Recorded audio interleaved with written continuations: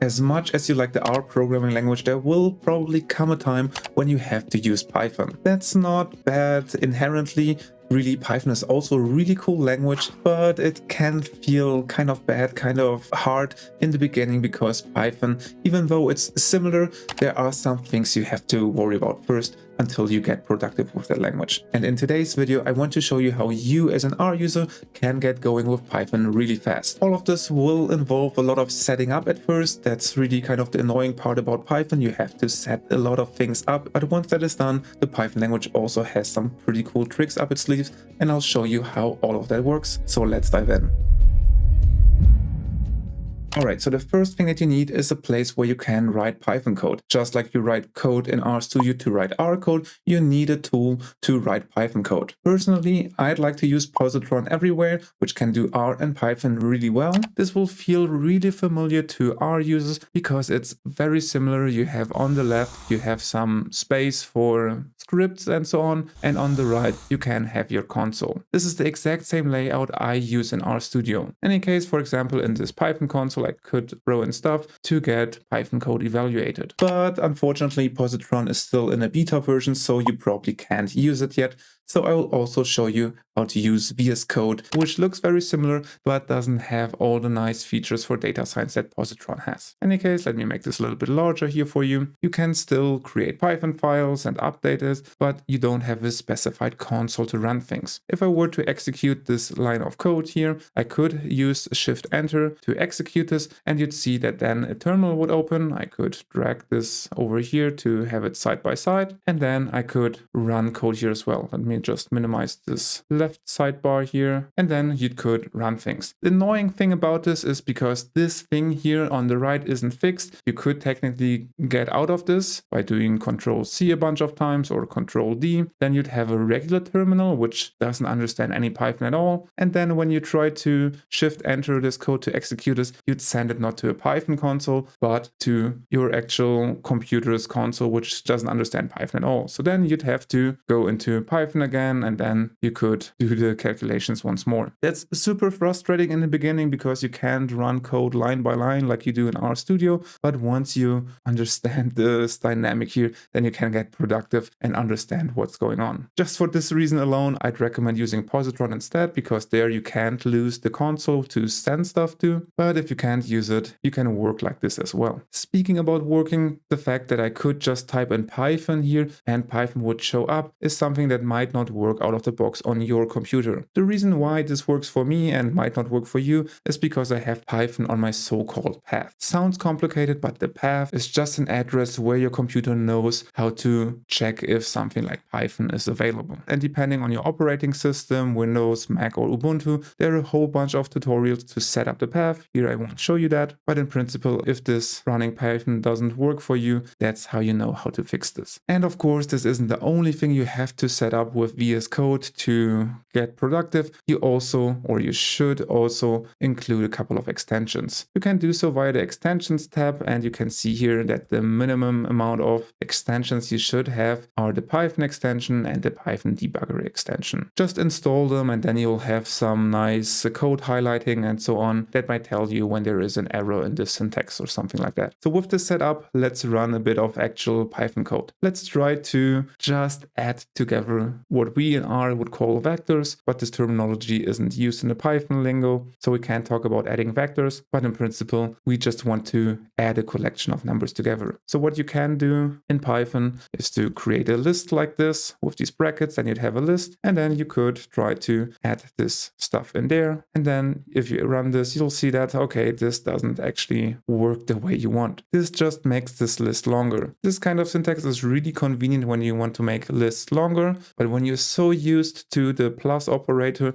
just adding all of the components together, then you might feel lost here. And the answer to how to fix this comes in the form of the so-called list comprehension. You see, what Python users like to do is to use list comprehension for everything, which is a way of saying to loop over a list and do something with it. For example, we could save these into variables. Let's just call this X and let's call this Y. So let's save them. And then then you could try to say iterate over the x values and just add always 2 to this. Let's just say number plus 2 for number in x. That's a list comprehension. It might feel odd that you'd first use something for which you think, I have never specified number. Why in the world would I use number plus 2 now? Only to realize, okay, it is defined later with this for number in x. So that's something you have to get used to because this list comprehension is used all of the time. And then if you execute this line of code, you'll see that you get all the numbers but plus 2 in them. Similarly, if you wanted to add these two numbers together, let's do number 1 plus number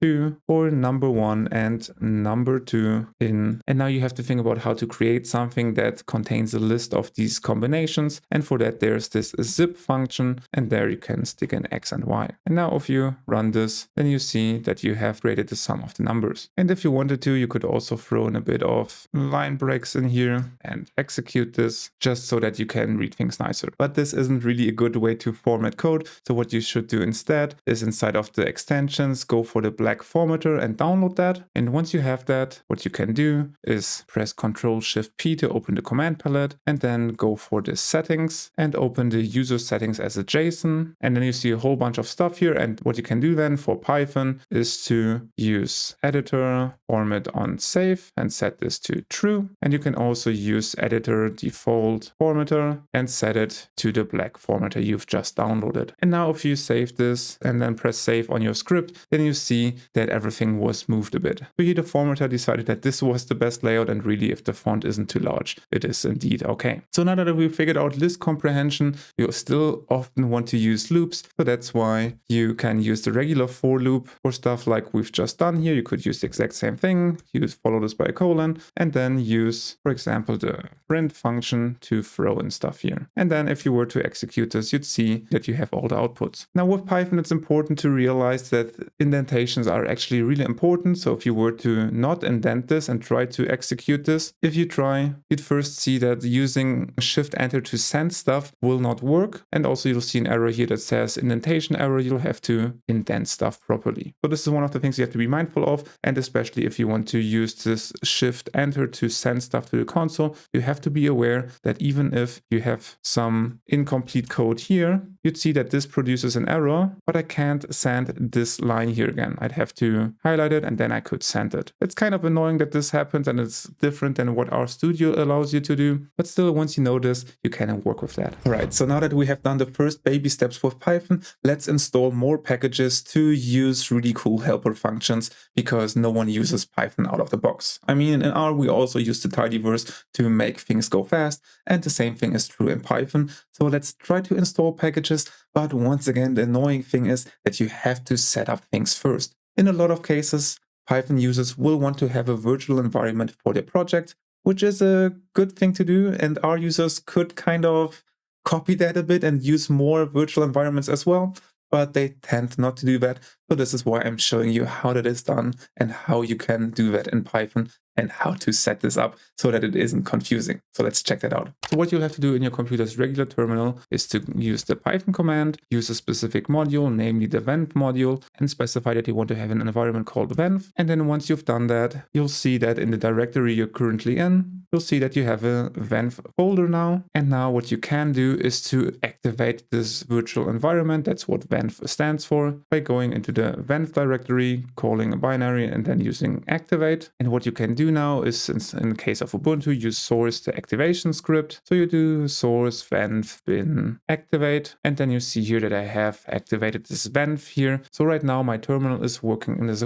virtual environment, but this might not stop VS Code from using the default environment instead of the one you're currently in. And you can also choose the environment that you currently want. And if the one from your virtual environment isn't showing up here, you could just use enter interpreter path and then find it inside of the venv bin and Python free directory. And then you'd see that now this thing uses venv as well. And now you're definitely set so that you can install packages and use them. Once again, this can feel really confusing for our users that haven't dealt with these environments at all. But in Python, that's just the standard thing to do. And once you've done it a couple of times, you won't have any problem with it at all. So in any case, we can now install packages into our virtual environment. And we do this by using pip install. And if you have the choice to select the packages that you want to use, then it's a good idea to use use packages which will feel already familiar to you coming from R. For example, for creating plots, there's the plotline package, which works like ggplot. For data wrangling, there's the polars package, which I like to think is sort of close to dplyr. There's the create tables package, which is like gt inside of R to create tables. There's also the Shiny for Python package, which is exactly like Shiny but for Python. And also there's the Parma Penguins package, which gives you your favorite Parma Penguins dataset to play around and try out stuff. So here I want to install the Parma Penguins package, the polars package, and the plotline package. So now pip install will download all of the stuff and install the packages into your virtual environment. Sweet, now everything was installed, so we can use our first package. Let's import a specific function from the Parma Penguins package. This is once again different than in R. In R you just do a library package name and then you get all of the functions from the package, but inside of Python you can be very specific of the specific functions you want to import. So here we just want to use from the Parma Penguins package, we want to import the load penguins function. So once we try to execute this line of code, we'll see that, okay, this was sent to my regular console and I get an error. So let's just throw in Python again. And now we can actually execute this command. And if in your case you do get an error saying don't know Parma Penguins, then make sure that you have selected your virtual environment and also installed in the virtual environment by activating before calling pip install. You can always see that by the fact that there is this venv activation in your console. So with this load penguins function, we can now load the data and we can even use drop NA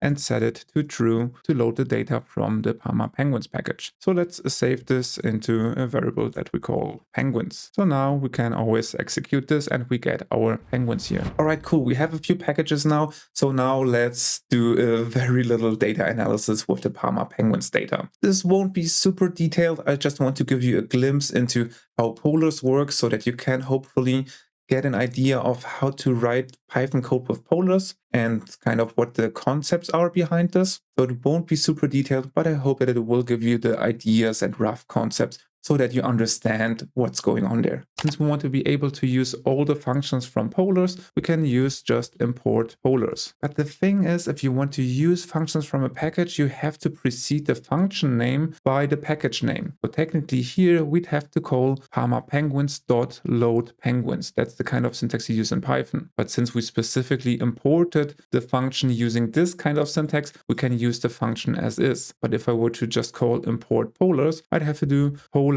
dot and then do some command from polars. That's not what I want because that's a whole lot of typing. So it is common to import a package using a specific abbreviation. In this case, you can import polars as PL, and then you can use the PL abbreviation to, for example, use any function from the polars package, and you could do data frame here. But here I don't want to use the data frame, but instead I want to use the PL from pandas because right now this penguins dataset is in a pandas format, which is another popular data wrangling library within Python, but I personally think that polars is better. So this is why I'm using the from pandas function to import this data set as a polars data frame. And now it will tell me that, okay, in my virtual environment, I haven't actually installed PyArrow, which is needed to convert pandas to polars. So let's get out of the Python environment using Control D, and then we can use pip install again and install PyArrow. So now we can go back into Python, and then we have to execute every line of code again. But now we can get this data set as a polars table now, and this is how our data looks now. So we might as well just overwrite the penguins data set here. Next, let us do some data wrangling with this. In R, it would be standard to just take this data set and then pass it to some function from the dplyr package that does something. In Python, you of course also use function to do stuff, but you don't actually send the data frame to some other function. Instead, this data frame object comes equipped with specific methods that will transform the data set. So that's why you always call using the dot a method from this data frame object. And here, for example, a function or a method that you use is the filter function.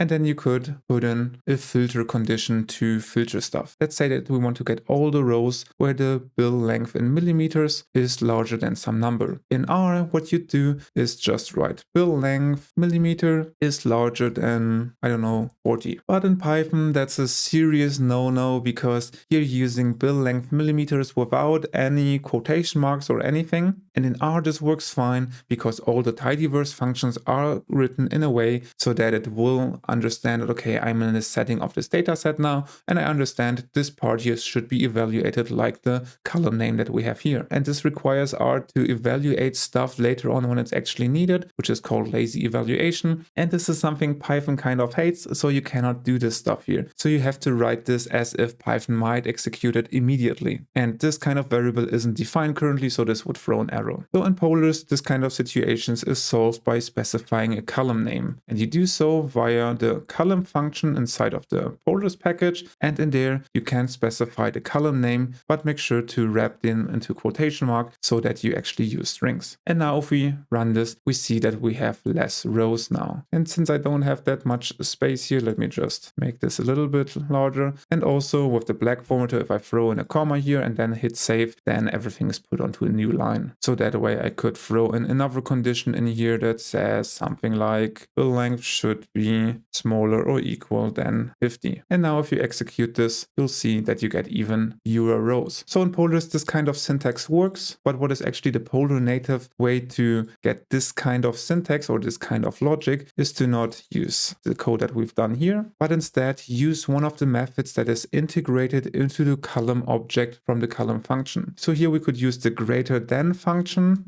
and stick in 40 into this, and then we'd see that we get the exact same result. And here, if we wanted to less or equal than, we could use the LE function, which stands for less or equal, and then use 50 in here. Okay, so Polars has a few ways to write this kind of stuff, and in a lot of cases, when something like this works but isn't preferred, then there will also be notifications in the console that say, hey, this isn't the optimized code to do this, try to use this kind of other syntax instead. But I guess in this kind of situation, Polars is kind of agnostic to this. But still, it's kind of good to understand that stuff that you generate can have another set of methods nested to it, and then you'd have to call this method to get some result. In R, we don't actually use this kind of style, but in Python, that's very common, so this is why I'm mentioning this here. So now that you get the idea, let me just throw in some more Polars commands so that you have a minimum amount of commands that you can use. For example, in R, you'd use mutate. In Polars, you use with columns. And there you could say that the new column is supposed to be computed from taking the bill length millimeter column and dividing that by the, I don't know, by the bill depth column. Let's just go with this. And here, since I just saved and the formatter didn't put it on a new line, I throw in a comma in here. And now if I rerun just this code, we see that we have a new column here. So really, this with columns is very similar to mutate. Just know that inside of mutate, you can calculate a new column and then use it immediately, but within this same with columns code, I cannot use this new color again. Then I'd have to use dot with columns again and then use it in there. It's just something to look out for. Now let's do a summary, and in Polars that's done with the AGG function, where you could just take, for example, you want to get the column bill length millimeters and calculate the mean of that. And here once again, you take a column and then call its associated mean function. In R, the syntax would be mean of, and then you stick this into the mean function. Here in Polars, this is once again different. And here I always forget, when I want to use an ungrouped summary, I can't use AGG to aggregate, but instead I have to use the select function, which is a bit strange when you know the tidyverse select function. But once you try to remember that you can also do summaries with select and not only select columns, then you won't run into this issue anymore. So if I want to do a grouped summary, let's just use the group by function and stick in the species that we want to group by, and then we can use the AGG method, and it's all actually grouped by. And now if we rerun this, we see that, okay, once everything is grouped and then aggregated, then we get a grouped summary. So there we use AGG and not select. If you were to use select here, then you'd get an error because this here returns a group data frame, and a group data frame doesn't have the select method. And finally, if you want to do something really simple to just count, count, you can just apply a method from the data frame object where you just say count. And if you specify count, you'll just get the count of every column. And if you want to get a count of, for example, the species, you could use the group by function on species and then use the count of this group object, and then things will look a little bit different. There's even a deprecation warning. You're not supposed to use count anymore, but length, fine by me. Let's use this instead then. Finally, if you want to create a plot from data, the best thing that you can do if you're familiar with ggplot is to import the plotline library. You see, in that case, you can just create a plot using basically ggplot code. If you take a look at this, you'll see it has a ggplot function. It takes as a first argument the data set. In our case, that's penguins. Then you specify aesthetics. Just make sure that you wrap everything into quotation mark, because we've already covered Python doesn't like random variable names. And then you could throw in a gm point on top of that, some labels, and a theme minimal. And now if you try to execute this, you'll get an error because I didn't actually import the data from plotline. So here you could say from plotline import everything, so that you can use these function names as is and not have to specify them by some plotline abbreviation. So if you do that and then rerun this, you see that you don't get an error. And now if you take a look at this variable, you'll see that this is just some ggplot object. And if you print this ggplot object, and you'll see that, okay, you get some output. But what you can do instead is to take this plot object and save it into some file. Let's call it myplot.png. And then you'll see that the stuff is eventually plotted. And if you look into the plots, you'll see that it has transparent background. That's a bit annoying, but we can easily fix that. Since we know ggplot, we know that we can do a theme layer, and there we could just go for the plot background argument and use an element direct, where we use as the fill aesthetic, we use white. So if we re-execute everything, then we see that our plot has updated. All right, this was our little Python for our users intro. I hope you enjoyed it. Let me know in the comments if this was useful for you, and also feel free to let me know if I need to address some more things that are hindering you to work with Python. I'm happy to address those. Just put in a comment into the comment section. And now, with all of that said, I say thank you for watching, and I will see you next time.